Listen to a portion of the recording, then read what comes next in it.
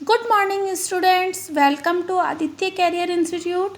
बेटा आज हम न्यू चैप्टर स्टार्ट करना चाह रहे हैं। Chapter first, Indian economy of the way of independence. स्वतंत्रता की पूर्व संध्या पर भारतीय अर्थव्यवस्था। मीन स्वतंत्रता से पहले जो हमारी भारत की अर्थव्यवस्था थी, जो हमारी इंडियन इकोनॉमी थी, वो कैसी थी।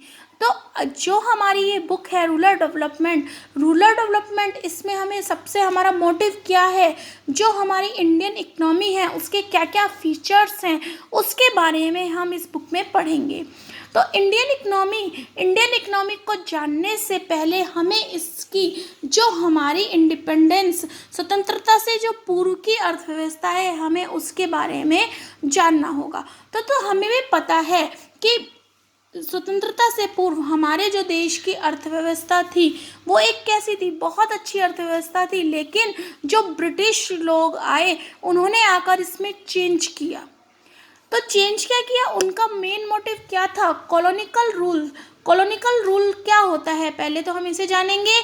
Use of country as a raw material, means किसी भी कंट्री का एज ए रॉ मटेरियल के रूप में यूज करना क्या है, कॉलोनिकल rule. The sole purpose of the British colonial rule in India was to reduce the country to being a raw material supplier for Great Britain's own rapidly expanding modern industrial base।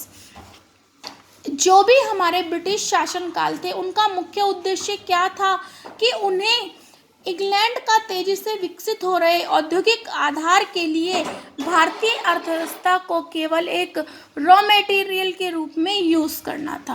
अब next topic हमारा आता है law level of economic development under the कॉलोनिकल rule, means औपनिवेशिक शासन के अंतर्गत निम्न स्तरीय आर्थिक विकास। जो भी हमारा जो कॉलोनियल रूल था, इसके अंतर्गत जो हमारे देश का इकोनॉमिक डेवलपमेंट था वो लॉ लेवल का था। तो क्यों था वह लॉ लेवल का, Indian has an independent economy before the advent of British rule. जो ब्रिटिश रूल था उससे पहले जो हमारे देश की अर्थव्यवस्था थी वो कैसी थी, इंडिपेंडेंट थी। कैसी अर्थव्यवस्था थी हमारे देश की, इंडिपेंडेंट थी। और जो हमारे देश की अधिकांश पॉपुलेशन थी और गवर्नमेंट थी, उनका इनकम का मेन सोर्सेस क्या था, एग्रीकल्चर उनकी इनकम का मेन सोर्सेस था। ऐसा नहीं है कि उनकी इनकम का सोर्स सिर्फ एग्रीकल्चर था, यहाँ पर इंडस्ट्रियल डेवलपमेंट था। देश में भी हमारे कॉटन का, सूती व रेशमी क्लॉथ्स का जो बिजनेस था वो काफ़ी डेवलप्ड था। देश इंपोर्ट और एक्सपोर्ट का काम भी करता था। लेकिन जो ब्रिटिश थे वो नहीं चाहते थे कि हमारे देश का इकोनॉमिक डेवलपमेंट हो, और उनका मेन मोटिव क्या था, the economic policies paused by the colonial government in Indian were concern more with the protection and promotion of the economic interest of their home country. उनका क्या था, वो हमारे भारत का इकोनॉमिक डेवलपमेंट नहीं चाहते थे, बल्कि वो अपने देश का इंग्लैंड का इकोनॉमिक डेवलपमेंट चाहते थे। उन्होंने हमारे देश के इकोनॉमिक डेवलपमेंट के लिए कोई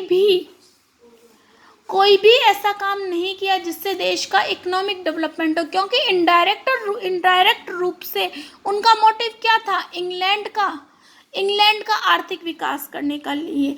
उन्होंने हमारे देश में कभी भी जो हमारे देश के राष्ट्रीय और प्रति व्यक्ति आय है उसकी भी उन्होंने कभी भी कैलकुलेशन करने के बारे में नहीं सोचा।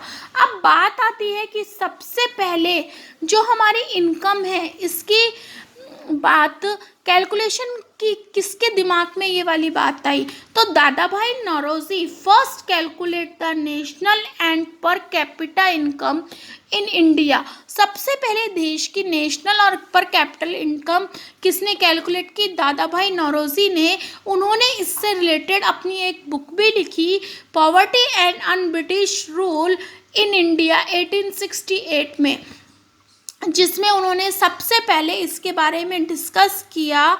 इस टाइम पर हमारे देश की जो पर कैपिटा इनकम थी वो कितनी थी, 20 रुपीज़ ईच। इसके अलावा और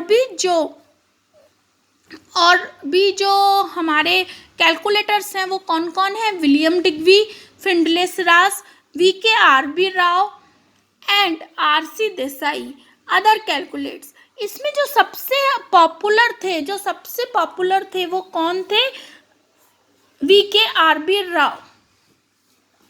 The country growth of aggregate real output during the first day of the 20th century was the then 2% coupled with the meagre 0.5% of growth in per capita output per year। जो भी 20th century से पहले जो भारत की जो राष्ट्रीय आय की वार्षिक दर थी वो कितनी कम हो गई? 2% कम हो गई। इसके अलावा जो पर कैपिटा थी वो भी कितनी रह गई? 0.5% ही रह गई।